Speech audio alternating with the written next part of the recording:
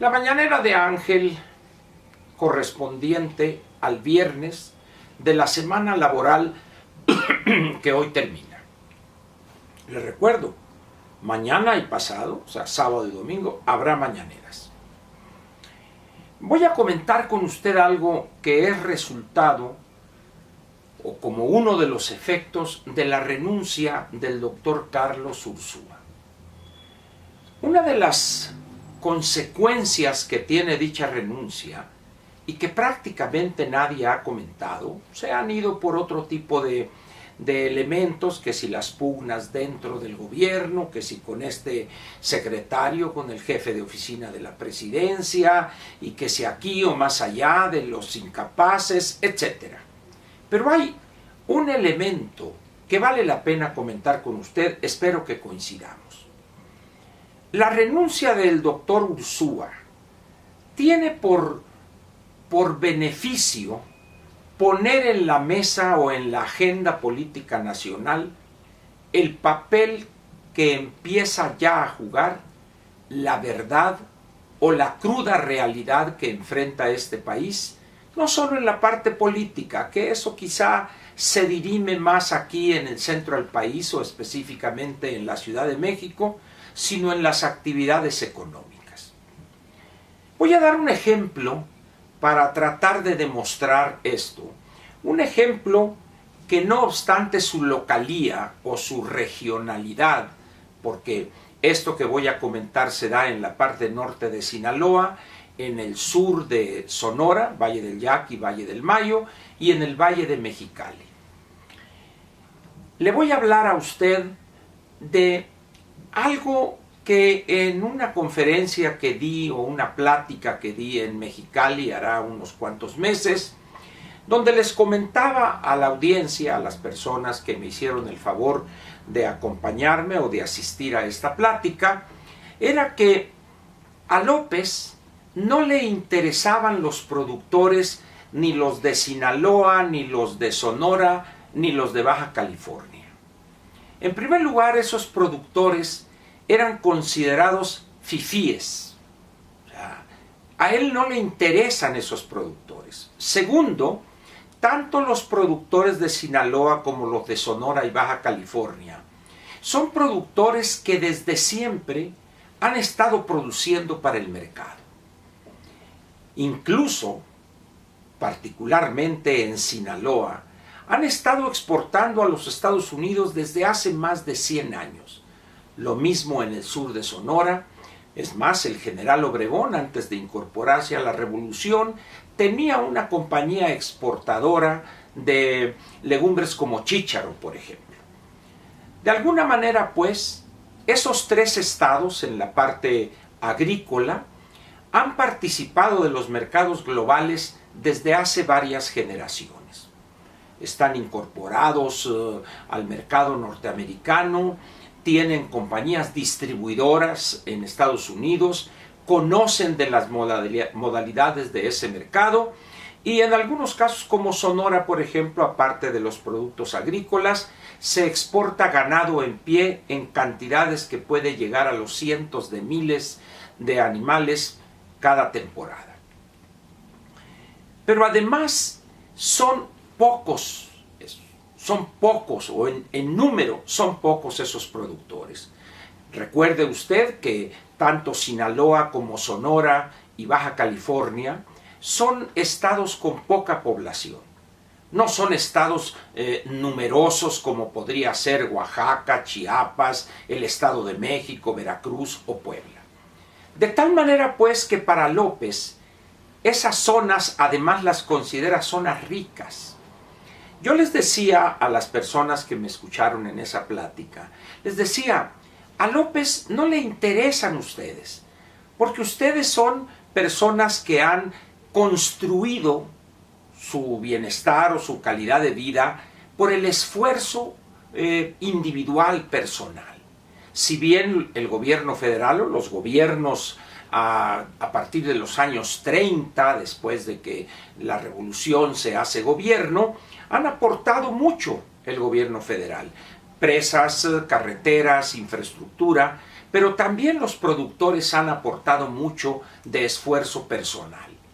Particularmente en el Valle del Yaqui, mi padre incluso fue un ejidatario pequeño y un agricultor muy modesto que le tocó desmontar un predio ahí en el Valle del Yaqui, cerca del poblado de San José de Bacún, y así muchos otros productores les tocó hacer ese esfuerzo.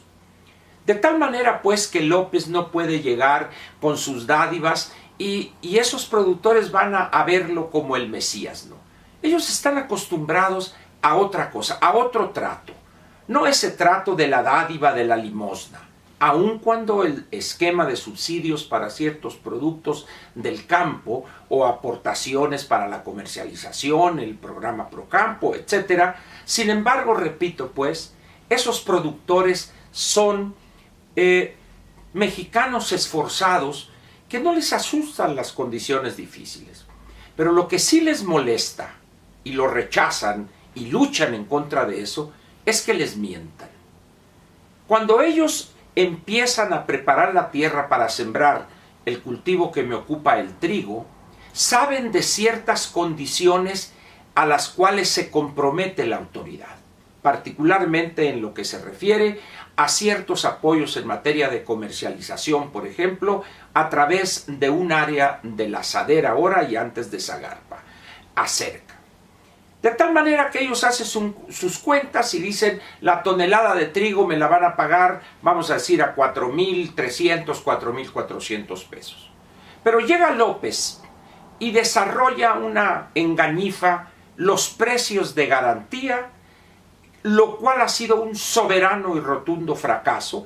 No han definido bien a bien en estas zonas que le comenté, los valles agrícolas de Sinaloa, la parte norte de Sinaloa, el sur de Sonora y el valle de Mexicali, el esquema sobre cómo van a aplicar esos precios de garantía. Al final de cuentas, como dicen allá, les pintaron un violín y ahorita en este momento es la hora, después de prácticamente 2 meses de haber trillado, que no tienen un precio definido. Parece que por fin les dijeron que les van a dar 3,500 pesos por tonelada, cuando la expectativa era de 4,300. Lo curioso de esto es que en esos estados Morena obtuvo un triunfo rotundo. El caso de Sonora, por ejemplo, arrolló en los 7 distritos federales, es decir, los 7 diputados federales de mayoría relativa son de Morena en Sonora. En el caso de los senadores, los 2 senadores del primer lugar son de Morena y la primera minoría es del PRI. Y uno esperaría que ante la situación que están viviendo los productores, al menos hicieran equipo esos 7 diputados federales y esos 3 senadores para apoyar a los productores en sus demandas. En el caso de Sinaloa lo mismo y en el caso de Baja California igual. Sin embargo, ahí andan de aquí para allá como papalotes sin cola los productores porque nadie les hace caso. Nadie sabe exactamente si les van a pagar, cuándo, qué precio, en qué condiciones. Pero eso sí, el secretario de SADER, el doctor Villalobos, aparece en la mañanera, en la que es clone, en la chafona, en la que no hablan claro ni de corridito, y es que el programa de esto es para el campo, y que las crías, y que ganaderos, y por acá. Al final de cuentas, no puede tratar el gobierno a desiguales de la misma manera.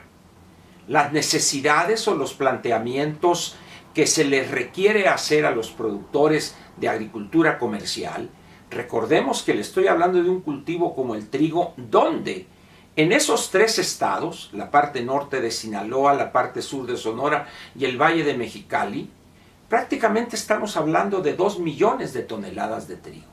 Una parte importante de la producción nacional de ese cereal. Pero ¿qué es lo que pasa entonces aquí? Que por un lado está la demagogia, estas cuentas alegres de vamos requete bien, pero así como le menciono el caso de estos productores, así podría tomar el caso de otros más en algunos estados de la República, donde son agricultores comerciales los que producen para el mercado, obviamente, y que nadie los pela, nadie les dice qué va a pasar con su producción. Se pueden dar muchas excusas, no hay dinero, o se puede decir, bueno, pues hay que esperar, o en algunos casos incluso decir, bueno, es que esos productores son ricos y pueden aguantar todo el tiempo hasta que haya dinero para pagarles. En una economía abierta, ese tipo de explicaciones son inadmisibles. Un productor, al margen de si es rico, pobre, miserable o supermillonario, siembra un producto, es un cultivo, el caso del trigo o puede ser algún otro, en el entendido que una vez que trille él, que entregue y deposite en las bodegas designadas para ello la producción, pues él esperaría el pago correspondiente. ¿Por qué? Porque eso forma parte de una cadena. Él, al recibir su pago, tiene que pagarle al banco que financió, que le entregó un crédito de avío para poder realizar las actividades culturales, etc. Y de esa manera los bancos no lo ven como alguien que cayó en mora, le cobra intereses más altos, etc. Y así se va la cadenita. Sin embargo, el gobierno federal está valiéndole, como comúnmente se dice. ¿Qué va a pasar con esa situación de estos productores que le he mencionado? Yo esperaría que sus diputados federales pues pidieran ahora una cita con el maestro Herrera y antes con el doctor Ursúa, o que los senadores de los 3 estados, imagina usted la fuerza que tendrían los 3 senadores de Sinaloa, los 3 de Sonora y los 3 de Baja California, serían 9, y los casi 20 diputados federales entre los 3 estados, que llegaran y dijeran, señores, está pasando esto. Sin embargo, a nadie le preocupa eso. Pero estamos aquí ante una nueva verdad. Evidencia la renuncia de Ursúa, del doctor Ursúa, que no hay recursos, que hay un desorden profundo en el seno del equipo gobernante y que hay una actitud casi de una realidad paralela que ha inventado López y que sus más cercanos en el gabinete no se atreven a decirle, señor presidente, eso que está usted diciendo solo existe en su mente. La realidad es cruda y ofensiva porque hemos desatendido a estos productores, a estas regiones de estos estados, y necesitamos enfrentar y resolver ese problema. Pero ahora se junta otra verdad. Aquí en la Ciudad de México poco interesan o prácticamente no interesan a persona alguna, sean políticos o no, los problemas que enfrentan los productores agrícolas, exporten o no, en el resto del país. Esa nueva verdad va a estallar pronto y en ese momento, ¿cuál irá a ser la explicación de López? ¿Están ustedes mintiendo? Yo tengo otros datos y vamos requete bien. Eso, para desgracia del país y su economía, ya no será suficiente.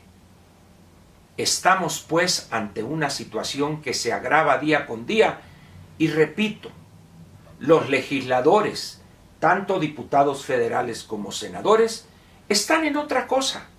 No dudo que sean importantes esos temas, pero creo que también la producción de millones de toneladas de este o de aquel cereal es también importante. ¿Qué hará López? No lo sé, pero termino diciendo que él piensa que tiene otros datos. No, no los tiene. Lo que tiene es un miedo pánico a enfrentar la realidad y la nueva verdad que está evidenciando la renuncia del doctor Carlos Ursúa. Lo espero mañana en la sabatina y pasado mañana en la dominical, en la mañanera de Ángel, la que sí toca los temas de manera clara y sobre todo de corridito. Muchas gracias.